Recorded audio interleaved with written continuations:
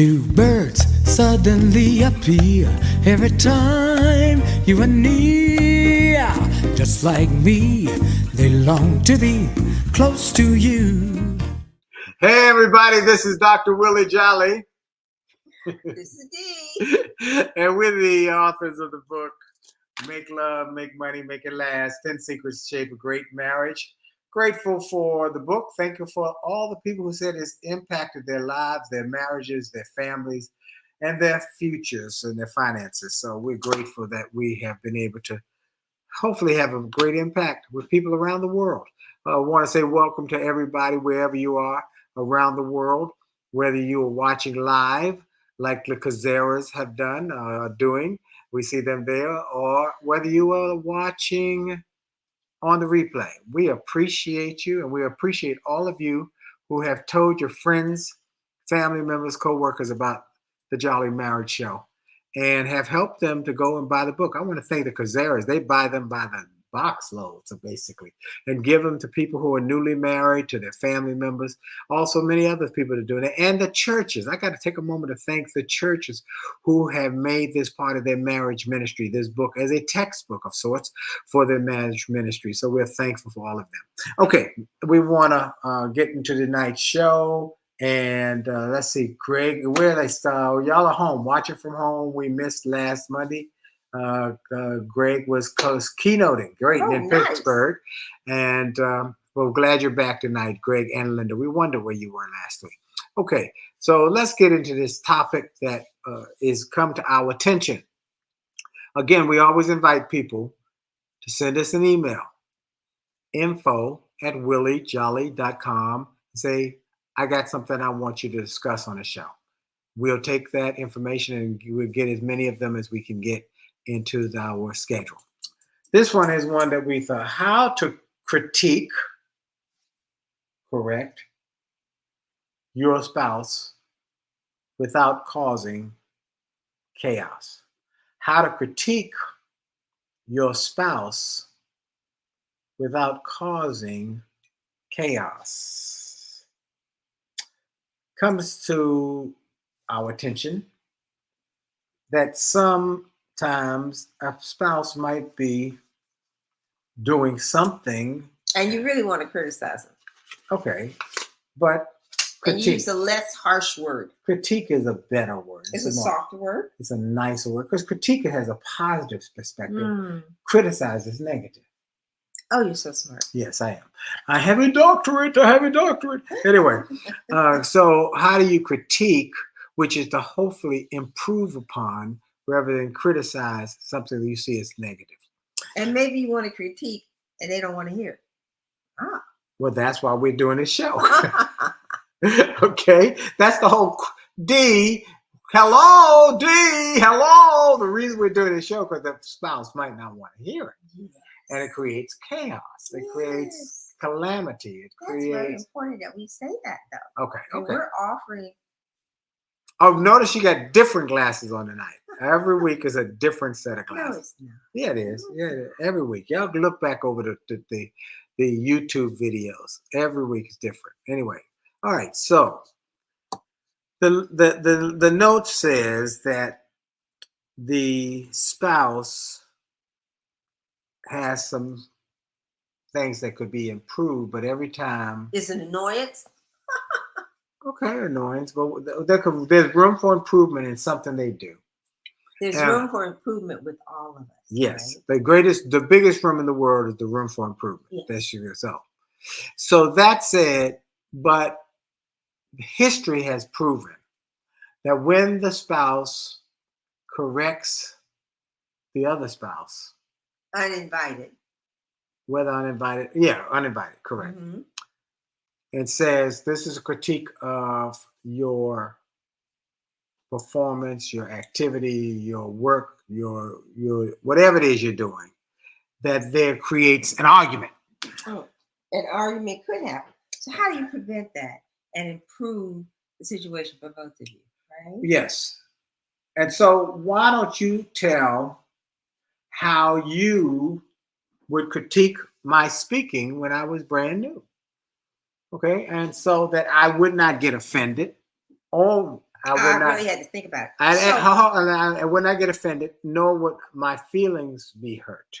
Those are two things that people can be mindful of. Okay, talk, because you did a great job. Okay, so let me go back and review. This is Breast Cancer Awareness Month. Oh, we do that later. Okay, but I want to remind people up front as well as at the end. Okay, all right, okay. I was going to do that at the end, but go ahead. Up, breast cancer awareness, the monthly self-examination. There's two things you said there with this month. Monthly self-examination as well as your annual breast exam. Okay. And if you have dense breasts, you request an additional examination. And then plus abuse is rising. Okay, both of those.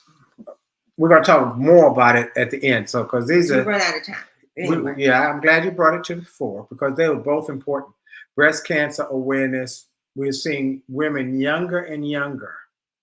Under age 40. Under age 40. So breast cancer awareness, we had our dear friend pass from breast cancer this year after a 6-year battle. So we were at the hospital every night. So we're very, very sensitive, aware of this. And secondarily, you can't start examination too early. So we'll come back to that. Okay, but I wanted to get that out front. I think you need to say it at the front as well as at the end. Okay. Because people come in at different times.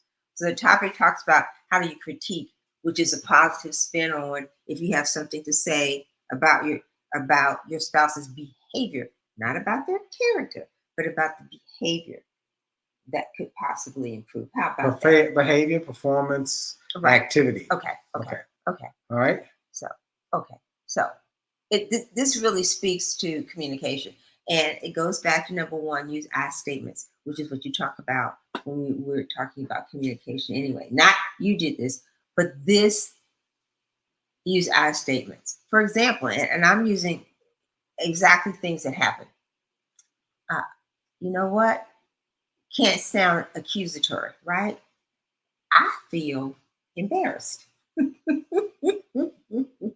when I see you looking around the room when people are coming up to talk to you after your program. Oh, this is something in the past, correct? Yeah. Okay. Mm-hmm. I'm saying that was where your comment. Why don't you see you going into the what you're saying without giving context? So when I was a new, I know you, but you started with the answer without giving the story that they know what you're talking about. So years ago, when I was starting my company, I had to go network, and when I would go networking, I had a bad tendency or habit that I was made aware of by my wife, that I would sometimes look at a person, but I'm really looking at the person who I really want to talk to over there in the corner. But I meet this person, but I'm really getting my eye over there. And Dee would say, I didn't have to say it a lot, but in essence, what he was doing, and I wouldn't say it came to the fore because I realized that you're focusing in on and making the individual feel important and looking at them can have a positive effect on our bottom line in terms of people wanting to. Yeah, that's true, but it's just the right thing to do. And I had to learn that. That was a immature 30-year ago Willie Jolley. But I think it was also because I was hungry. And you were thanking them and wanted to make sure you could get to this person, and that I had set goals of where I was, but I learned my wife did it, but there were two parts to this. One part was my wife. The other part was Mary Kay Ash. He said, Mary Kay Ash, what does she have to do with it? Well, I met Mary Kay Ash in the 1990s, probably 90, 91, 92, 93, somewhere in there. No, 92, 93, because I just started speaking in 91. I wasn't traveling nationally. But I was in Dallas, Texas, at the Lausanne Atoll Hotel, and I was in the gym, which was really over near a stage door kind of place. They had a little gym back then before they got the big gym, or maybe it was a temporary gym. And while they were working on it, and I was working out, and this big group of looked like security guards were coming through the stage door. So I went over to see what was happening, And in the middle of these big guys with this little lady with blonde hair. And I knew exactly who it was because I'd seen her on television. Mary Kay Ash, the founder of Mary Kay Cosmetics. And I was shocked. I was stunned. I was overwhelmed. I walked over to her and she stopped. She stopped all of these people and said, and looked me dead in the eye. And she spoke to me dead in the eye. Nobody else was important at that moment but me. Learned a valuable lesson. So between that and that's in 1990, early 1990, and Dee saying, got to focus on people because everybody's important. You're right. You're absolutely right. And so she was able to give me a critique of my overly ambitious behavior. That's a good way. Overly ambitious. I was ambitious. I'm still ambitious, but overly ambitious behavior, and say, over the long run, we would do better if you made every person feel the way that you want that important person to feel. We? Okay. All right. I would say, look, you make every person feel important when you give them eye contact. Or when you take time with them. Okay. But then you focus on them. You focus when you on look somebody in the eye. Well, you're not just looking, you focus on them, because you can look them in the eye and then look off. Look them in the eye and stay on them. And over the last 30 years, I've done that. I make a conscious effort. Even if this person over here I want to meet, or somebody who wants to meet me, right now my focus is this person. Let me talk to this person. And that was a maturing issue, but you helped me to say. Why don't you tell also the story about me jazz speaking? Oh, wow. All right. So I was a jazz singer. Let me give you setup. So he tells me to tell the story. And then he goes ahead and does the setup. But no, I'm used to it. You won't, because you won't set it up, because you won't do it right. Sir. You won't do it right. You get to bottom line. That's right. So I was a jazz singer. Jazz singers improvise. They'll go. They're scatting. They're going anywhere. You don't know where they're gonna go. They're making it up as they go. Okay, so it could go anywhere, and it's improvisation.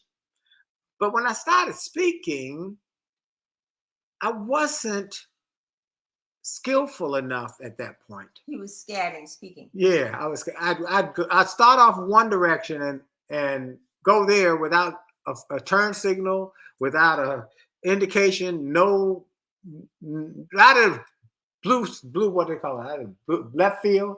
Out of left field, I come in with make a complete in the right lane and make a left turn. That's right.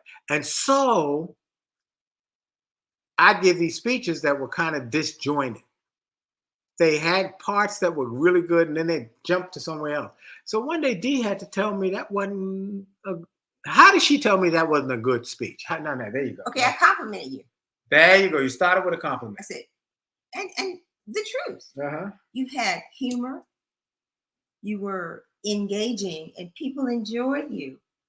And then you would just switch without a transition. Without transition. So a way of correcting is to compliment. Is to genuinely find something good starting off with, right? Good. Find something good to talk about first. Yes. In that person's performance, their actions, their activity. Right. And then how can you get better? You get better. Absolutely. So that's what she did, but she had to think about it. That's what I want to get to. I had to think about it. You had to think about how you're going to address it. Right. And this is why really I had to think about, because you're in the public eye, your confidence is important. So correct. I never want, should be, it doesn't matter if you're in the public eye or not, but your ego is a part of this. Your confidence is important. Feeling, yes, I can do this. I can do this well. So my goal is to help you do it better. So we don't want to destroy our mate or our spouse's confidence when they're doing something.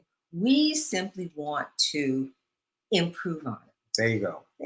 That was good. And so that was important. So those are things that I want to talk about to this person who wrote the letter. Oh, by the way, Linda Kazera says she was 1 year cancer free. Linda Kazera, that's fantastic. And Mary Kay Ash was absolutely correct. Yeah, thank you, Linda. Thank you for sharing that. And that's profound and that's important. Okay. Now, how do you then help this person whose husband, I didn't say her, whose spouse, trying to make it neutral. Yeah, whose spouse gets upset I think when there's a critique, or they take it as a criticism. Okay, you have to study your spouse, which is one of the phrases that I use all the time, so you will know, because you got to learn. Everybody's different. Mm-hmm. So there's certain words that I might use with you that if I had another kind of mate, I wouldn't use at all, because you know that they're so sensitive. You have to use the right words. And the only way you're going to know that is if you listen to them, because you will always get the clues of what a person needs from what they're saying and how they're acting. That's true. That makes sense. Yeah. And it takes time. So maybe they've done something like, oh my God, why did they say that? What? Don't respond then. Take time to think about it. You got to have time to think about it. Not only that, but then the appropriate time. Not in this, anything that I have advised you on or made a recommendation of, that why don't you try this, or why don't we look at it this way? I've never done it immediately after. Let's say you presented, or we've been in an event, or never immediately after. Okay. Always later on, calm. Oh, I have something I need. Can I talk to you about? There's something on my mind. I did that the other day when we talked about it. Yeah. Now, sometimes it comes out of left. You talk about left field. We riding in the car and she brings up, oh, I got something to share with you. I want to talk about. Why didn't you tell me that late earlier? At the meeting time, when we're having a meeting. Oh, I didn't think it was appropriate. All right. Okay, go ahead. Okay. Uh-huh. Okay. So we're gonna focus on the behavior and not the personality of the person. Did I say that? You didn't say personality. You said character. Well, I think maybe character and personality. Okay. Which was it? Focus on the behavior, on the actual but thing, not the personhood of the person. Right. Yeah. On that, because there's something you can't change about the personhood, right? Right. Correct. Right. But the specific, that might go. I wasn't even aware of that. Like what I remind you of. I have a great example. Would you like to hear the example? Go ahead. Go ahead. He loves the cell phone. Yes. Oh my God. He is so excited about the cell phone all the time. And when the cell phone rings and we might be out. Hello! Okay. Oh my God. Oh my God, it's true. He can't help himself. He goes into announcement mode, and he's not aware of it. And you get stares. I think some people know exactly what I'm talking about. When you have some people who are like, "Yeah, man, so and so," he's not aware. How about in my office? How do I do it in my office? I close your door. I don't have. Yeah, she came over to my door today and closed my door. I can't handle the music. I didn't tell you. Why are you talking so loud? He's deaf. And I just close the door. The music is blasting, and he's talking loud on the phone. And I just close the door and go back. Oh, hilarious! You're hilarious. But that's true. I can be very enthusiastic, and I'm very enthusiastic when I'm on the phone with folks. I mean, hey man, how you doing? And then I have no energy after that. He is so loud and takes up so much energy. It's like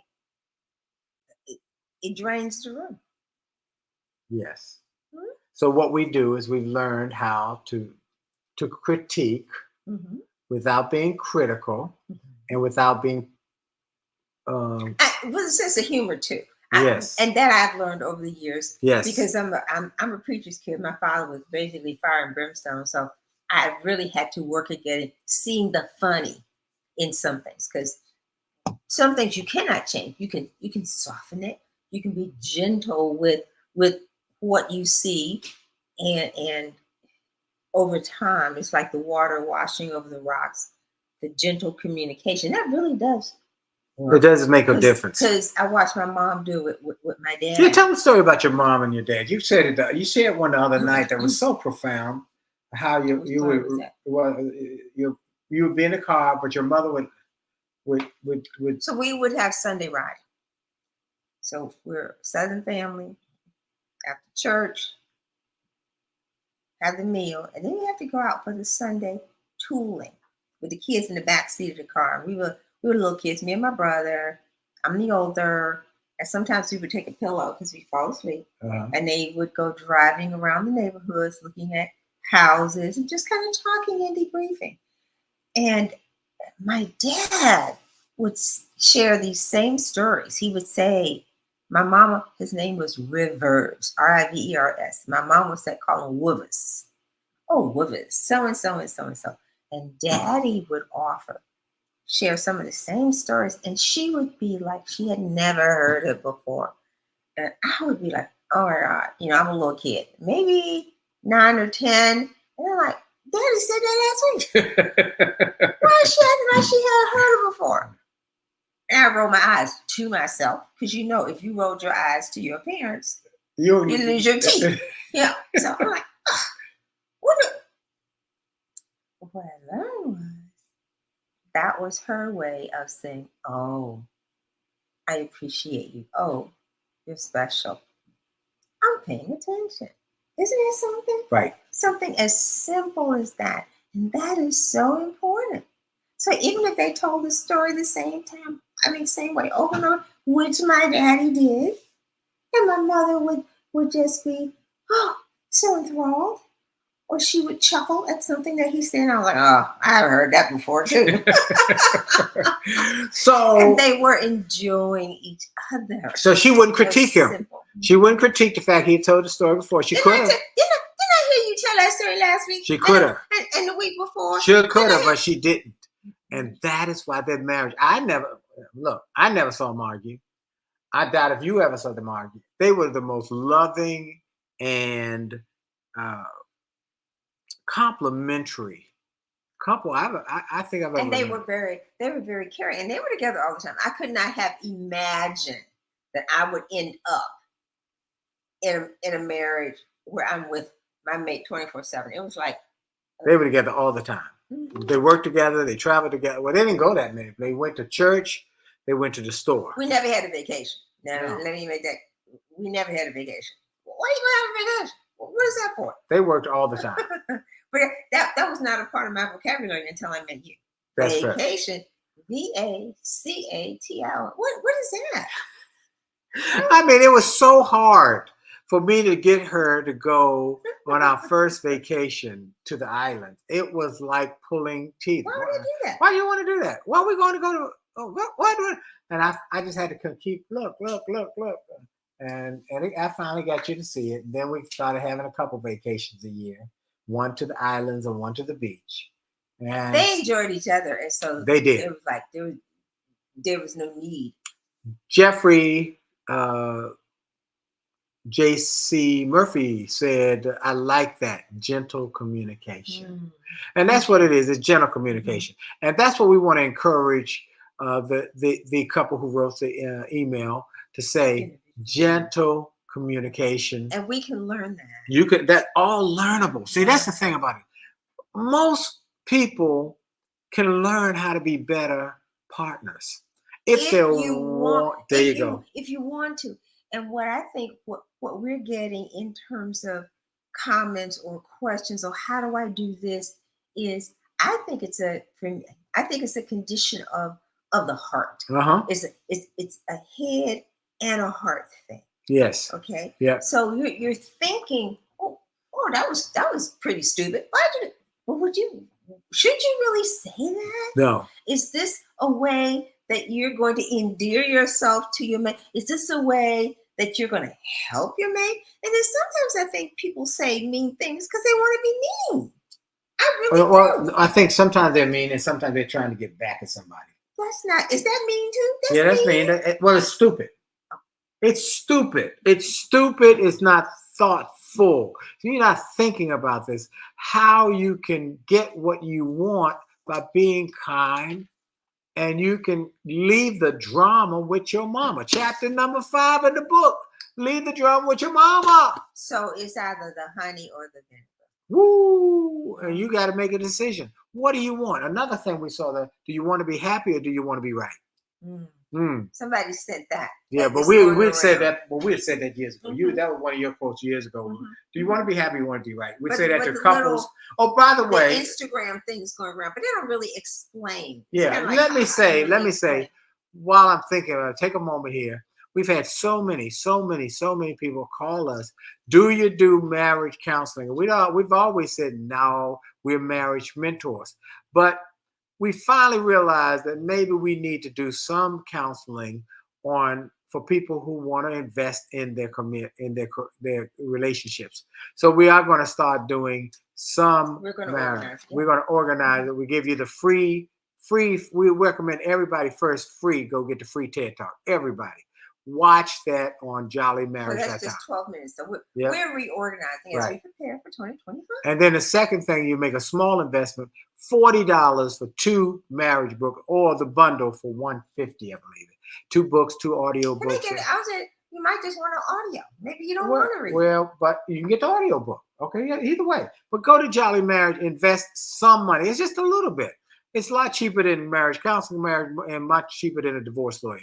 And then third, we're going to have not coaching. That's really what we're going to do. And we're going to be straight, no chaser. We got no dog in the fight. We're not taking any sides. We're going to tell you the truth, good, bad, otherwise, because we've had people call and say, tell us, I want you to take my side. And I say, no, your side was wrong. You were wrong. You need to apologize to your wife. And this is through our lens of almost 40 years. We're going to tell you the truth. The total truth and nothing but the truth. You might not like it. You might want us to take your side. If you're wrong, you're wrong. We're going to call you out. Okay, boom. You got one more thing about this how to critique without causing chaos. One more. Okay.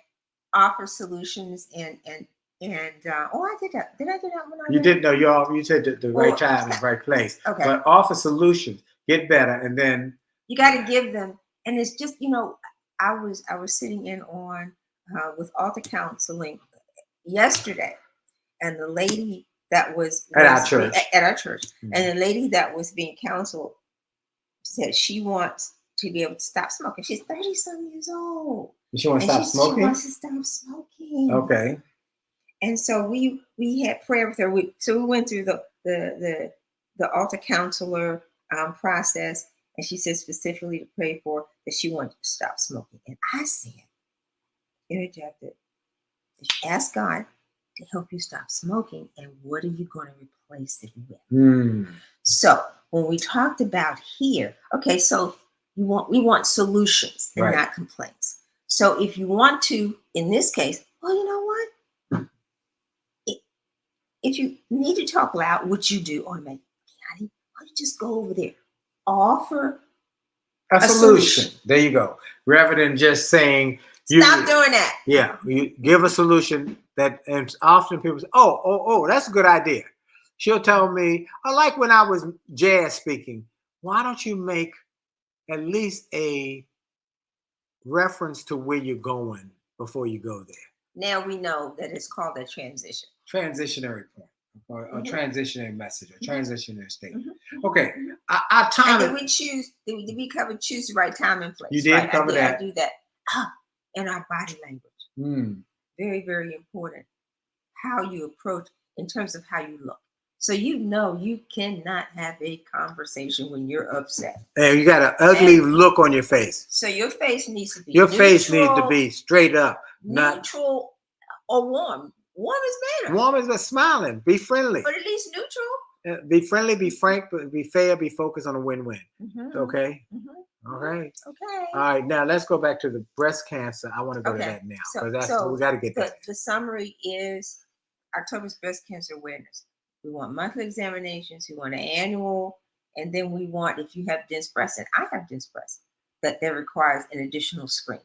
you need to do that, and some of us need to start before 40 because they've also discovered that like 82% of the people who have breast cancer have no family history. Didn't know that either. Just more and more information, and also abuse is up. Physical abuse of women dying from boyfriends killing them.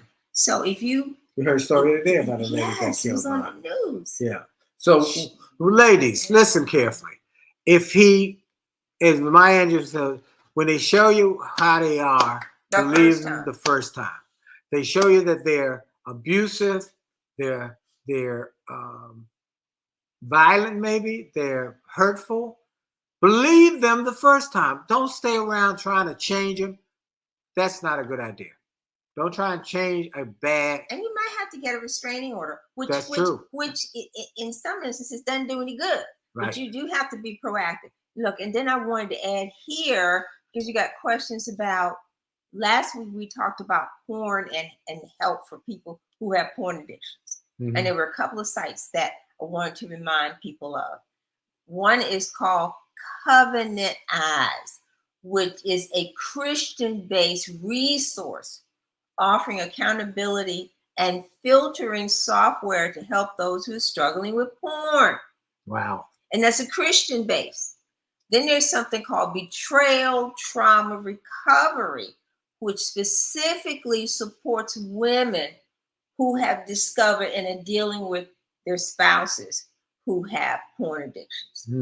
And then there is S-Anon, S-A-N-O-N, International Family Groups, where they have, like Al-Anon, they have a 12-step program for spouses, friends, and family members who have someone who is addicted to. And porn is addictive. It's an addiction. It gets in your brain and it lights up. They show pictures of it. That is why I tell young men, don't even start there. Don't even deal with it. Don't even look at it. Just watch what goes in your eye gate, your ear gate, and your heart gate. Amen. Be careful. All right. Brother Jeffrey said October is also Domestic Abuse Awareness Month, which Dee just mentioned. Yes. Yes, absolutely. Breast Cancer Awareness Month. And men can be abused also. And men can have breast cancer too. And men can have breast cancer. So it's not necessarily physical.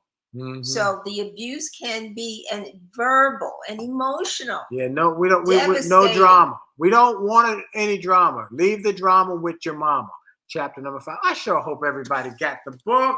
This book is saving marriages. I want everybody right now. If you don't have the book, go to jolleymarriage.com. Get 2 copies right now. We give you a discount on the second book so you can have 2 copies right now. Right now, go to jolleymarriage.com. Order them. We'll sign it.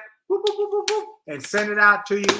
Pay for the shipping. It's going to be on your way. And want to give a shout out to all of those who we're going to see this weekend in High Point, North Carolina at Williams Memorial CME Church, where we're doing Leadership Weekend. Saturday at 10, we're doing all the leaders at the church. And then Sunday morning, all the men, High Point, Greensboro, and the Triad come out for a special men only service. We're going to talk to the men.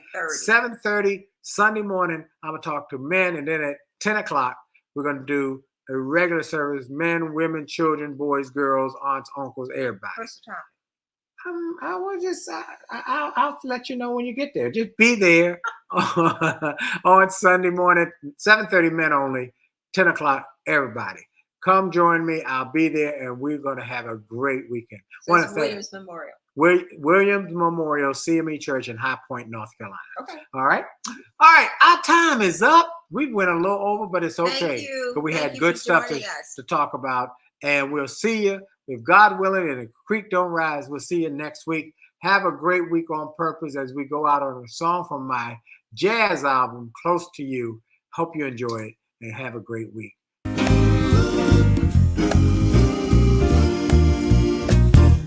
Why do birds suddenly appear every time you are near. Just like me, they long to be close to you.